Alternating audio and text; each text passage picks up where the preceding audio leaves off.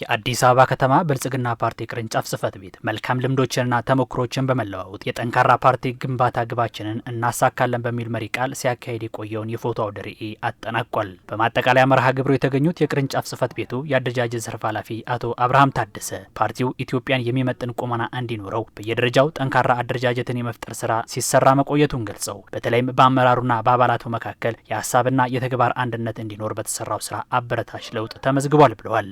ለጠንካራ ፓርቲ ዋነኛው መሰረት በሐሳብ የሚግባባ አደረጃጀት መዋቅር ሲኖር ነው። በዚህ መሰረት እንግዲህ አመራራችንና አባላችን የተናበበ ተግባሮችን ደግሞ በተሳለጠ መንገድ የሚመራ የተመጋገቡ ስራዎችን የሚሰራ እንዲሆን ከማድረግ ረገድ ከአሰራሮቻችን ከዓመቱ ጀምሮ ሲሰጡ በነበሩት የአቅም ግንባታ ስልጠናዎች እንደዚሁም ደግሞ በተግባር ማለት ከስልጠናዎች ከግንዛቤዎች ከእውቀት በኋላ የምትመዝንበትና የምታበቃበት የተግባር እንቅስቃሴ ነው። በዚህ ረገድ ደግሞ በተግባር ስራዎችም ዓመቱን ሙሉ በጣም ውጤታማ ስራዎች ሲሰሩ ቆይተዋል።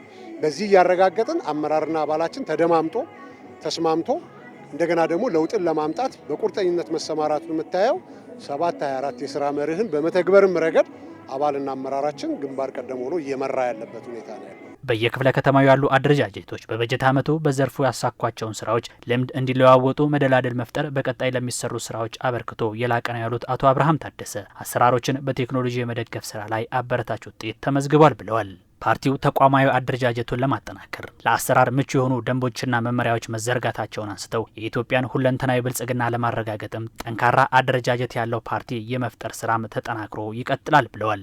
የአንድ ፓርቲ ጥንካሬ ዋነኛ መገለጫዎች 3 ምሰሶዎች ናቸው ብያለሁ። አሰራር፣ አደረጃጀትና የሰው ኃይሉ ነው። እነዚህን አካላት በአንድ ላይ ደግሞ አዋህደን በተግባር የሚገለጽ አቅም መፍጠር ነው የሚያስፈልገው። በዚህ ረገድ አሁን የጀመርነውና እያስመዘገብነው ያለው ውጤት በሚቀጥለው ዓመትም በማረጋገጥ በተለይም ደግሞ ህዝቡ በድምፁ የሰጠንን ካርድ አላባከንም።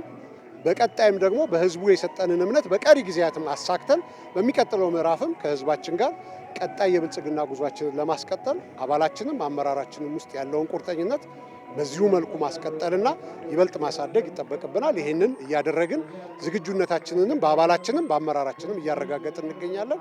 ይህን በማስቀጠል ረገድ ደግሞ አባላችንና አመራራችን ቁርጠኛ ነው ብዬ ነው የማምነው። የክፍለ ከተማው በዘርፉ የተከናወኑ ስራዎችን በአንድነት ቀርበው የፓርቲ አባላቱና አመራሩ እንዲመለከቷቸው መደረጉ በዘርፉ ለተያዘው ውጥን ውጤታማነት አበርክቶ የጎላ መሆኑም ተገልጿል።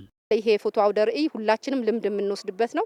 ቀጣይነት ይኖረዋል ብዬ አስባለሁ። ቀጣይ ለምንሰራቸው ስራዎች የተሰሩ ስራዎችን ማየት ያልቻለ ዛሬ ላይ በፎቶ ያሳየንበት እንዲያዩት እንዲያውቁት የማድረግ ስራ የተሰራበት ብልጽግና ፓርቲ በጣም ብዙ ተግባራት እየሰራ እንደሆነ ማሳያ ሆነናል ብዬ አስባለሁ። ለሁሉም ነገር ድል መነሻው የሚሆነው እንደ ፓርቲ አንዱ አስተሳሰብ ነው፣ ሁለተኛው አደረጃጀት ነው፣ ሶስተኛው አሰራር ነው።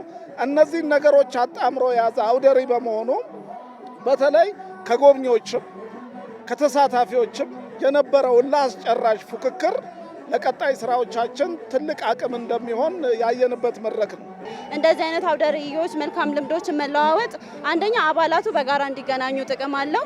ሌላው ጋር የነበረ ምርጥ ተሞክሮ ወደ ሌላው ሼር ለማድረግ እንዲሁም አንዱ የሰራውን ደግሞ ሻይን የሚያደርግ ስራ ወደ ሌላ ክፍለ ከተማ እንዲሁም ወደ ወረዳዎች ዝቅ ሲልም ደግሞ ወደ ህብረትና ወደ ህዋሳቶች ወርዶ ልምድ ተሞክሯቸውን እንዲወስዱ ያደርጋል።